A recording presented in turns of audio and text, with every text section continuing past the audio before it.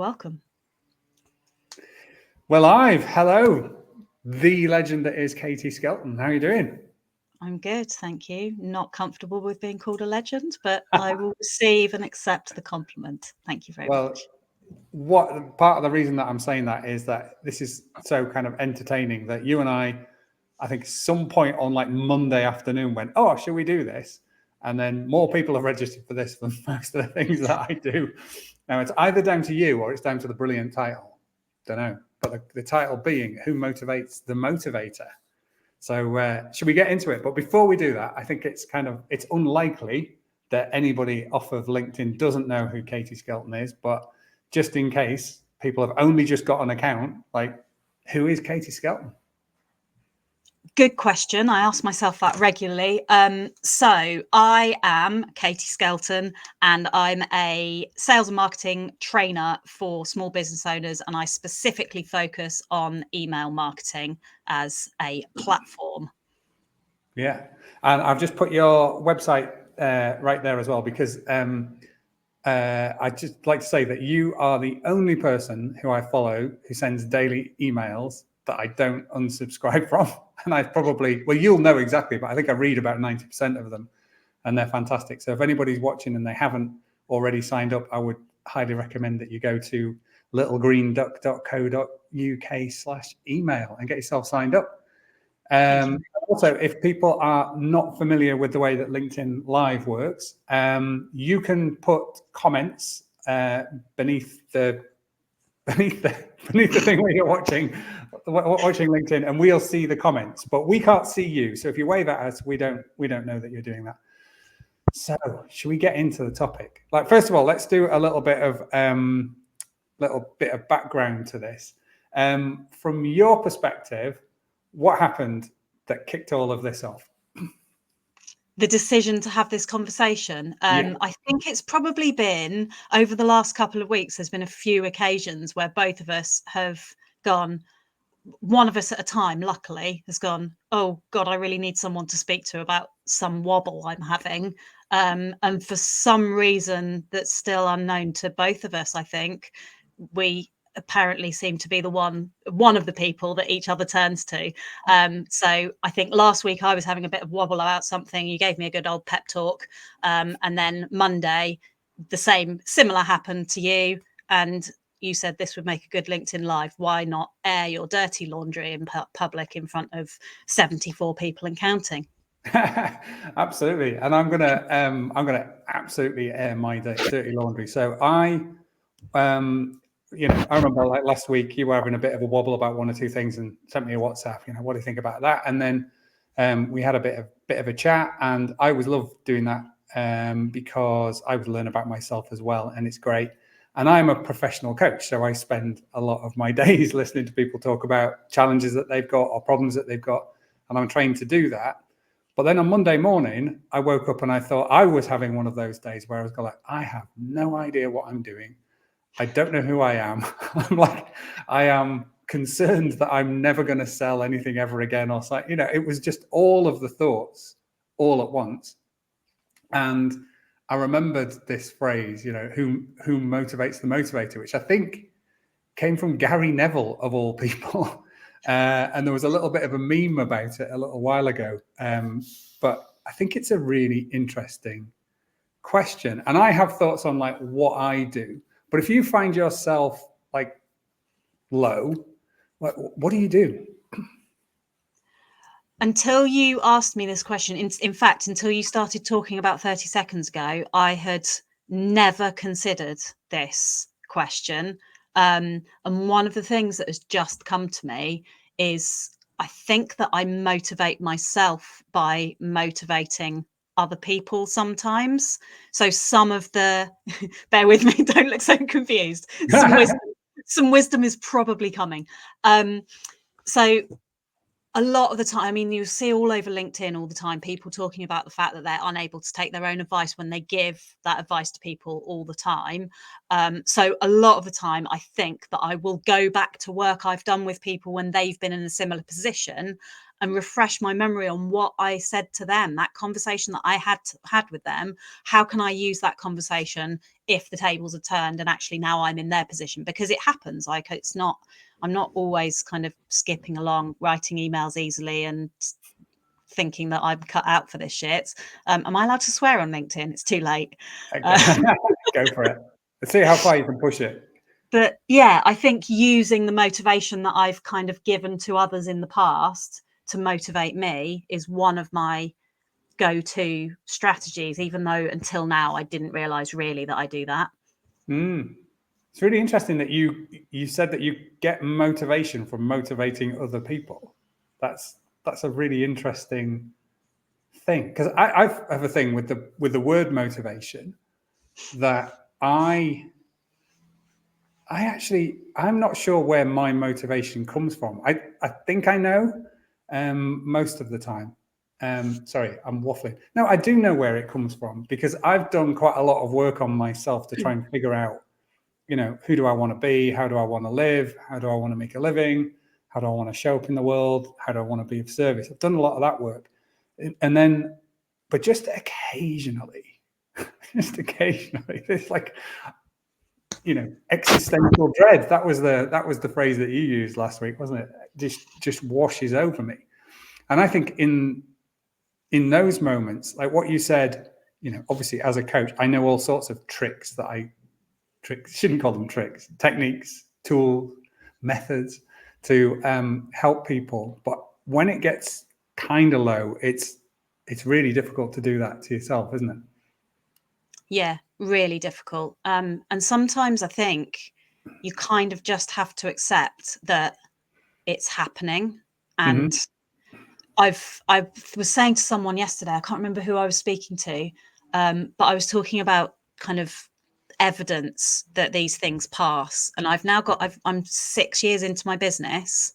I've got a lot of evidence that this stuff happens and then it passes. And as the years go on and my confidence grows and things happen that I want to happen, the turnaround time, I guess, between kind of waking up in the morning and thinking I'm not cut out for this, I don't know what I'm doing, I don't know who I am, I don't know where to turn, that time used to be really long. So a wobble would knock me out for weeks, and now a wobble will knock me out for half a day maximum, because I've got enough evidence to show that I've got through all of this basically a similar situation happening time and time and time again. And sometimes you just have to go, I'm just going to have to wait until until this motivation comes back, until I feel better. So actually sometimes no trick or tip or tactic or going for a walk or talking to someone will work. If you're having a shitty day, then sometimes it's just going to be a shitty day. But I've got enough evidence that shitty days lead to good days that I just need to go, oh, well, just bear it and kind of move on, I guess. Hope that made sense. It makes total sense. So what you're saying is stack shitty days into a pyramid. And stand on top of it. Stand on top of the shitty day. It's gone too far. I think something really interesting that you said that. I feel the same, actually, that like my wobbles are nothing like they would have been 10 years ago, because of recognizing, that you've been through these things before and that you can overcome them. And on this particular occasion, I think it's like a couple of hours and I was back. But I also think the techniques that you mentioned there, going for a walk or just doing something different. Generally, those are the kinds of things that I do just when it's just like a low bit during a day, or if I'm stuck on a problem, or if I have a difficult call or whatever. Those are the kinds of things that I go to, like, go for a walk, go for a coffee where they know my name, whatever. No cow guy. Yeah. Just for those watching, I have a nickname at my local coffee shop, which is No Cow Guy, which I'm very proud of. Hashtag go vegan. Come on. Okay. Isn't that the sign for hashtag go vegan? I don't know what it is. Maybe it's that. But I like to do those things, but there's a deep thing that I want to get to. But before that, I think the thing that you did last week and then that I copied off you is probably the most important thing, which is tell someone and have someone, for me, it varies on different days. Like, I think I was feeling a little bit about, business, being a solo business owner, whatever. And I know that you do the same things. Well, you don't do the same work, do we? But we're in a similar place in terms of the growth of businesses. So I know that you're just going to get it. I don't need loads of like preamble. It's just like, who motivates the motivator? Yeah. Say some words to Stephen. Yeah, exactly. Didn't feel like I needed to go through hours of discovery in order to get to the root of the problem, because I've been in the problem before. In fact, last week I was the problem. I was in the problem. I wasn't the problem. Yeah, you are always the problem, Katie. But something that you just said about talking about stuff is like, this is something that I come back to loads in my emails, and I've probably said it 50 times in the last 6 months in emails for various reasons. My children used to have a book, and I can't remember the title of the book. Hopefully someone who's watching will recognize this line, anyone who's had young children in the last 5 years or so. But there's a line in this book that was, there is nothing a worry hates more than being seen. And I think it's really like that hit me. And I've kind of now taken it as like one of my guiding principles. So thank you to that children's picture book writer for changing my life.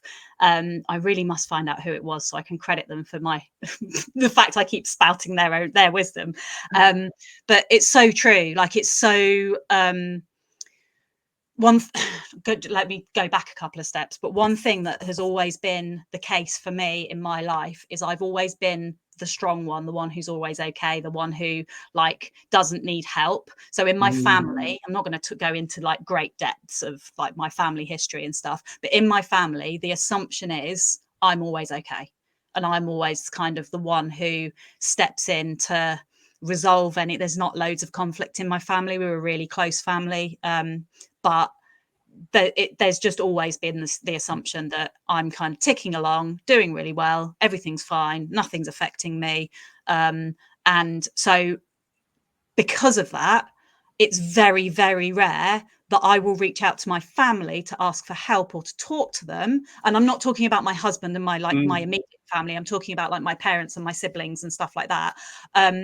It's really, really rare for me to reach out to them because I feel like I'm burdening them when they're already burdened with the stuff that I've got. So I have to find other people.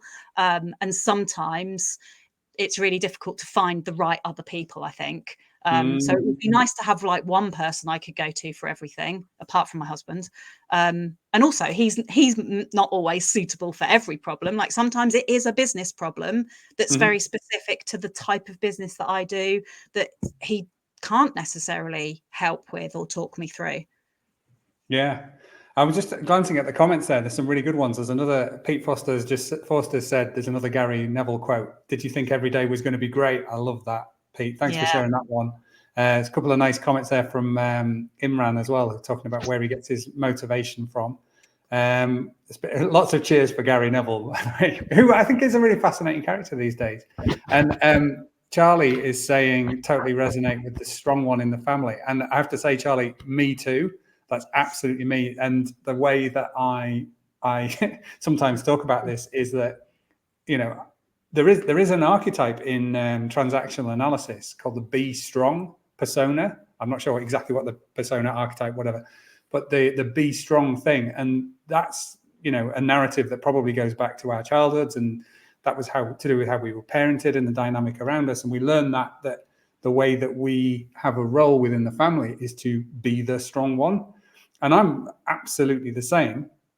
And it has lots and lots of benefits, which are, I think I can solve my own problems. I am pretty resilient and I keep going, and I don't necessarily need other people's help to motivate me most of the time or to support me. But when I do, and I'm interested to know if you get the same thing, and maybe Charlie as well, people freak out. There's people around me. If I say I can't cope, in that wider sort of family circumstance, people do not know what to do. And in fact, they do the opposite. They're like, no, this can't be happening, kind of thing, and layer more stuff on. And that's just because of the roles that we play. But it does mean that, you know, for somebody like yourself, like you need to find somebody to turn to. Yeah. Yeah. I don't know whether people kind of slowly back away like Homer Simpson into a bush when I'm having a crisis, but I definitely I don't even know whether it's reality for me. If I'm reaching out for help from someone, they're going, oh no, if Katie's not okay, then the world's not okay. Maybe that's just me. But I've forgotten what I was going to say. Something about, no, you're going to have to fill some space, Stephen. It's gone. Yeah. Well, actually, we've got a capital letters yes exclamation mark *4 from Charlie there as well. So we've definitely hit on something. But also, like, just to geek out on the transactional analysis thing a little bit, which I'm always talking about, by the way. But the whole idea is to get to a situation where you feel, and it's like, I'm okay and you're okay, and that ideally is okay, even with not being happy, but that you know you're. And I think that's what's great in finding somebody, because you and I know each other a bit, don't we? We don't know each other amazing. Thanks. Well, no, but we live at opposite ends of the country. It's not like we've known each other for years and years and whatever. But Yeah.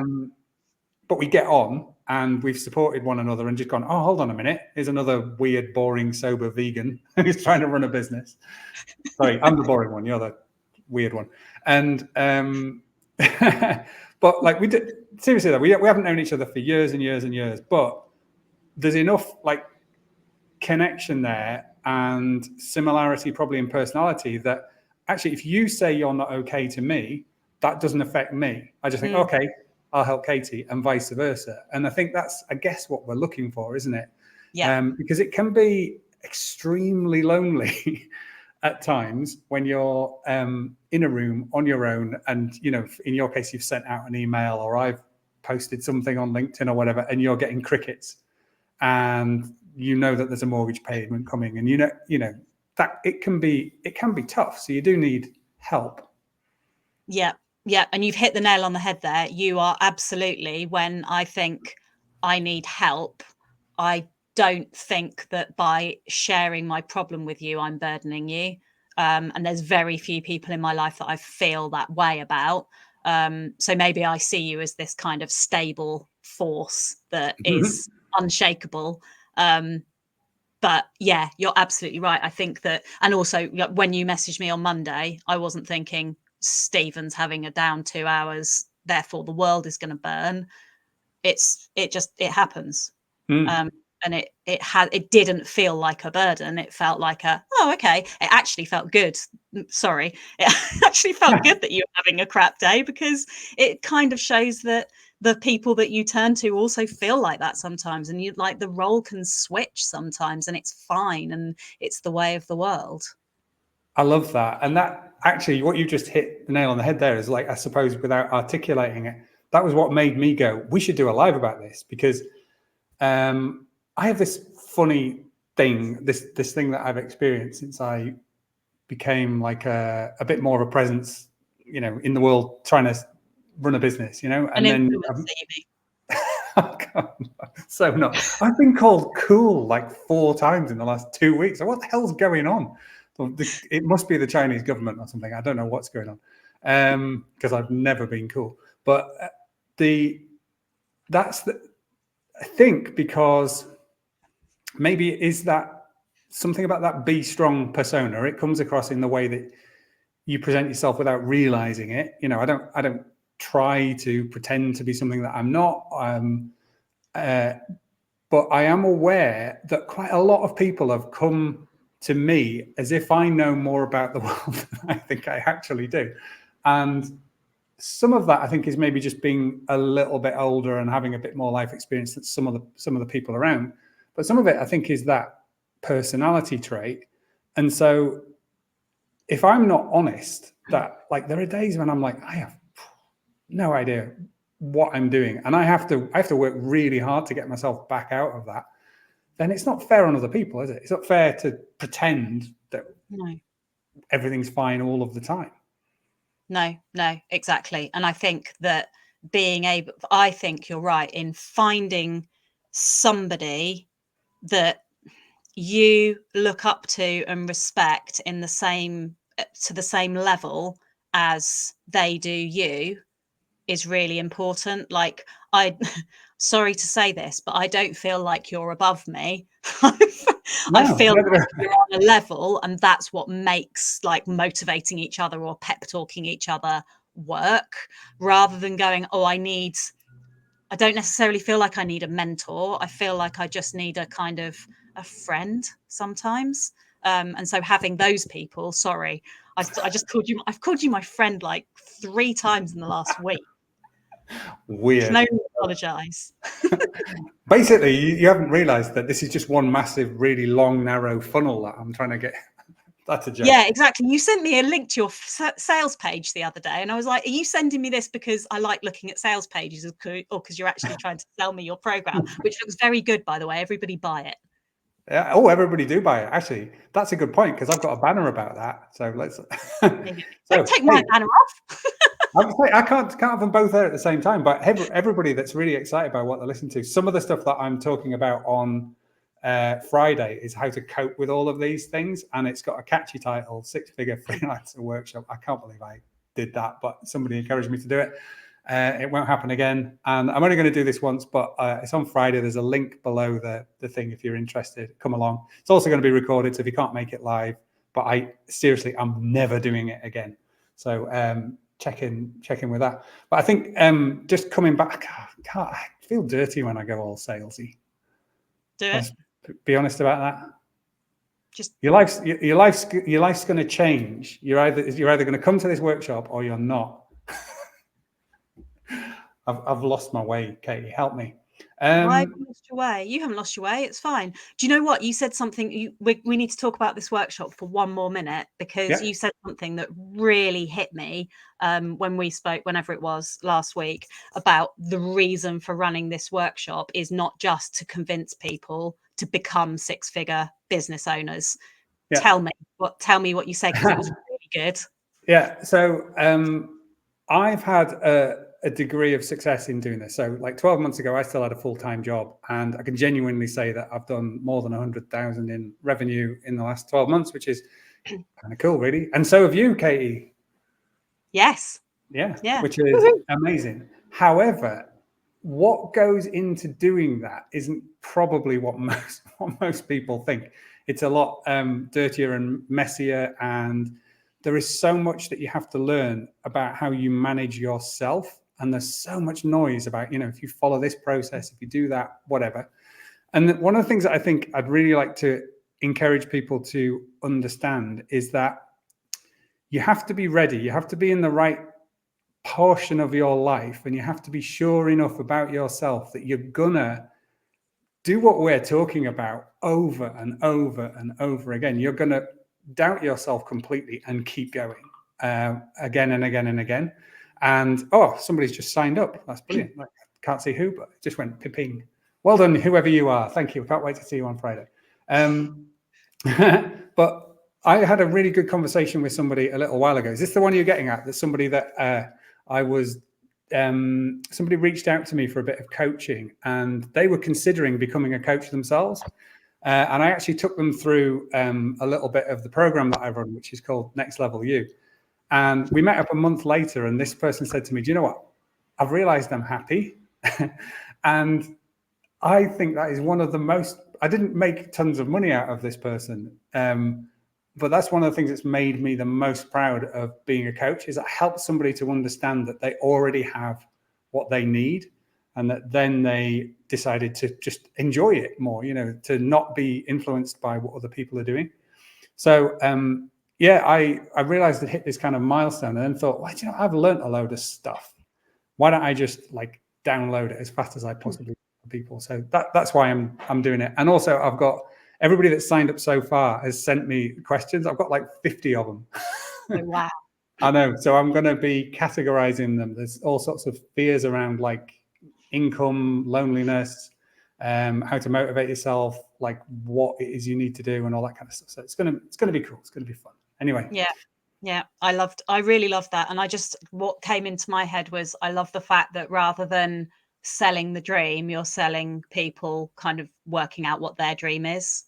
Absolutely. Yeah, I mean, that's it. I think we get a little bit tricked, don't we? Like there's kind of gurus out there. We were talking about this in my group on Monday, actually, that there's quite a lot of the people who are genuine gurus out there. When you go and look at them, and there was somebody that's in the group that pointed this out, a lot of them are men, for a start, and they've either got no family or basically left their family in order to find enlightenment or whatever.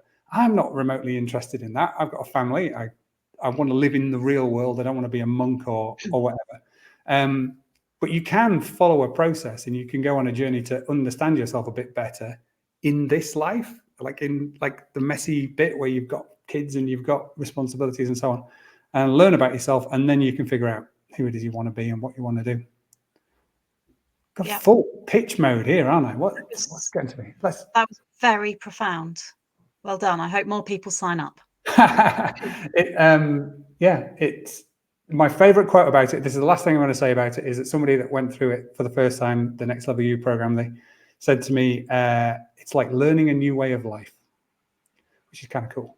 That's not bad, is it? Right, let's have a look at the comments again, see what we've got there. So, work spouse. No. Not having it. One husband's enough. Don't need any more. Thank you.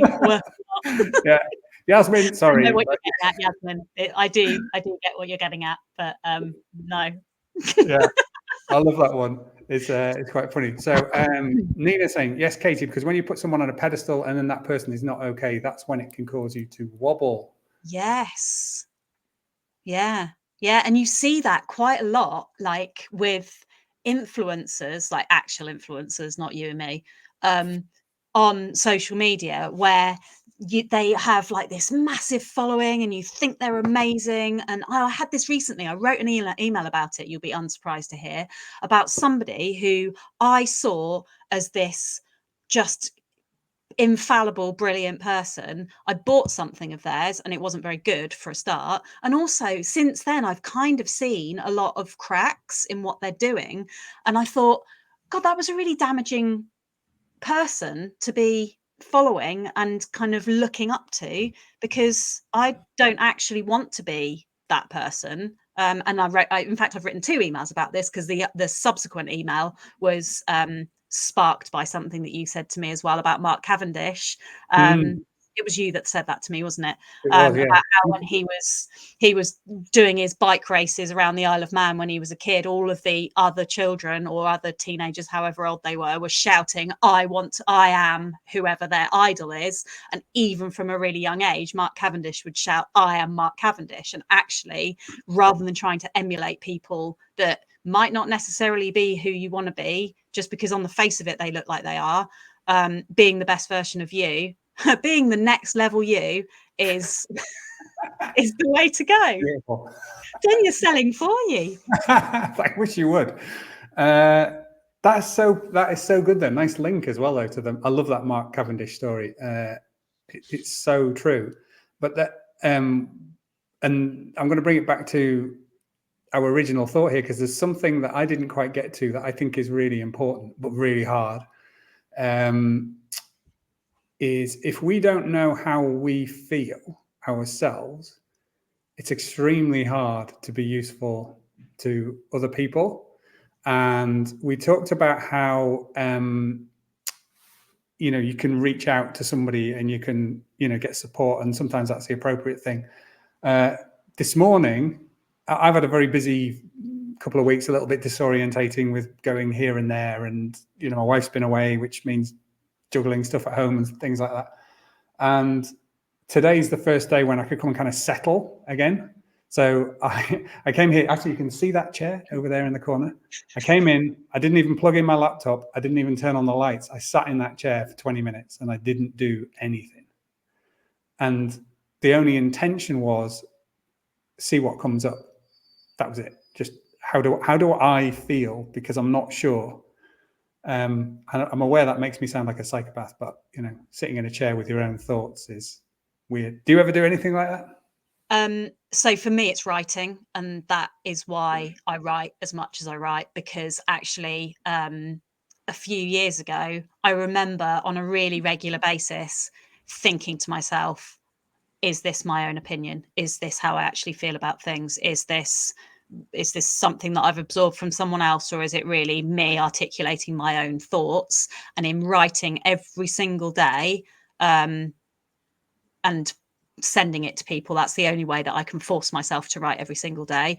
I have managed to get to a point where I'm really confident that the thoughts I'm having are actually my thoughts, my feelings, my opinions. Because before, I said it about my music taste. Like, I worked in a record shop for a few years, and for years I was like, do I actually like this music that I'm listening to, or is it just me listening to stuff that like my friends were into, and they've got the opinions and the kind of the taste in music, and I've just kind of absorbed it, and it's not me at all.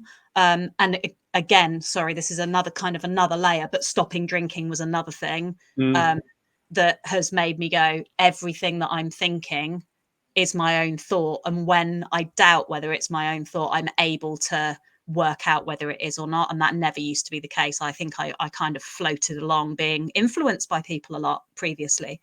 That is so interesting. And obviously, I stopped drinking a while ago as well, and I think I hadn't realized that the effect that it has on you physically. It creates a sort of anxiousness in the body, and then your brain interprets that as, oh, it goes looking for why do I feel like this, and it forgets that you had a glass of wine yesterday or even the day before. And it goes, well, it must be my mother, or it must be that I'm useless at my job, or it must be whatever, and your brain is looking for reasons, and it finds the anxiety that's caused by the alcohol, and then up you come. So I've had the same experience. But there's an interesting challenge that I think it takes a little while to overcome with that, is that you never escape your own thoughts either. That glass of wine where you literally switch off your brain for a little bit at the end of the day. You never get that, and that can be a little bit. I found that a little bit uncomfortable for a while, but I don't anymore. I wouldn't go back. Yeah, and I think actually, as you were talking, then I was thinking, this is what our children go through. Like, my children lay in bed, both of them, at night at the moment, and there's things that are in their minds that they can't get rid of because there's nothing to kind of numb the pain or to take the thoughts away.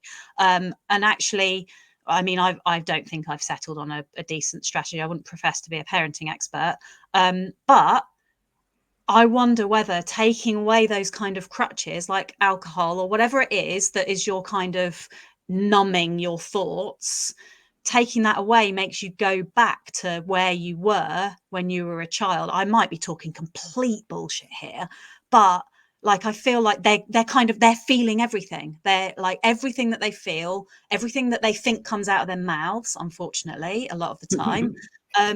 But I wonder whether kind of tapping back into that is a bit of a superpower. I think it is. I think because we're sort of muffling our own experience of the voice inside of us with alcohol. I mean, there's other things that do it as well, but that was certainly my experience. I could hear it better. I just want to come back to what you said about the writing thing as well. That something I learned. Actually, when I get people to sign up to my program, the very first thing I get them to do is to go and buy a pad and a pencil, and I make a big deal out of it. I say, and I genuinely mean it, that I don't want people taking notes on a laptop or an iPad or anything like that when they go through the stuff that I do. I want them to write it down. And there's quite a lot of neuroscience behind this, in that if you write, you're engaging different parts of your brain, more of your brain than if you're typing. You're also activating your memory better, so you're more likely to remember things. But the thing that I just learned today, I think it was, I was listening to a podcast, was that actually the act of writing, if you think about it, you can't write as fast as you can think. So it slows down the processing, and through that process, you do actually discover what you think better than if you just sit and think. And then one final other little detail on that, the person I was listening to was saying that if you're more likely to go to a kind of negative place in your thought processes if you're just thinking, whereas if you're writing, you're more likely to work through and come up with solutions. Is that your experience? I'm not sure if it's my conscious experience. I don't think it's something that I've considered before. Sorry if someone just heard my notification. I think it's my calendar reminding me that I need to eat lunch today. But I think that you're spot on. And I think that, again, as you were speaking, I thought, oh, yeah, that's what has grounded me. Like, I've been writing daily emails for the last 6 months. And before then, I was busy all the time. I was on all the time. And writing doesn't feel like I'm on. It feels like I'm going, right, I'm going into a different zone. So yes is the answer, but I hadn't considered it, as is often the case when I have conversations with you. I hadn't considered it until then. That's, the thing is, I collect all this stuff like a magpie. Like my idea of relaxing is listening to a 2.5-hour podcast about neuroscience. Like, and I've got my own cross to bear with that kind of stuff. But I am aware that you do have to go and get your lunch, and you've got a busy afternoon. So I think we should wrap this up in a minute. I'm just going to do one more little pitch thing. I'm going to do it properly this time. Come along to the 6-Figure Freelancer workshop at 1:00 on Friday. It's only £100, which is unbelievable, but I'm set it at that price just as a kind of celebratory number. And if you sign up before the end of the day, it's £100. The end of the day, it goes to 120. So don't hang about if that's what you want. Do you like what I did there? Yeah, I did. What could you use that £20 for? You could buy probably like 5 cinnamon buns. Yeah, the cinnamon buns I buy are more expensive than that. Yeah. Oh, when you live in Yorkshire, you'd think that they'd be cheap there, but yeah, maybe I'm judging. Really big. Really big vegan cinnamon buns. I'm addicted. Anyway, I'm just quickly going to have a look at the comments. Really, thank you to everybody that's interacted with this today. It's fantastic. Nina's put some great comments on there. I love this one. Oh, that's so true, Stephen. Learning to understand how we feel is so important. It's amazing how many people just live in a state of numbness without realizing. I've been there. We've got a whoop whoop from Charlie about here's to not drinking. So I think we should have a little fist bump for the sober people. There we go. Okay. That one's for you, Charlie. Thanks for coming on. And then we've got one more comment. Spot on indeed. I'd lost the habit of writing things down by hand, and then I got back to realizing that is a hugely healing power. Thank you very much for that. That's fantastic. So we need to let Katie go and have a lunch. Are there any final things that you want to say? Let's put your email thing back up. I'm pretty sure everybody who's commented is already on my email list. So I just want to say thank you, everybody, for reading my incessant ramblings every day. I do really appreciate it. And if you're not on my email list and you would like to check out my daily emails and me basically working out what I think on a daily basis, then that's the place to go. Yeah. Thank you. And I genuinely, I remember you asked me when you were going to go daily, and I said, if you go daily, I will unsubscribe straight away. And that was months ago, and I haven't. And I genuinely enjoy them every single day. Half the time because they've got ideas that I gave you in them. Yeah, exactly. Because you don't know when I'm going to mention you. That's why I mention you every so often. I'm like, he can't unsubscribe because one day I'm going to mention him and he's not going to see it. So now you have to look. I do it with my accountant as well. Hi, Tom. Yeah.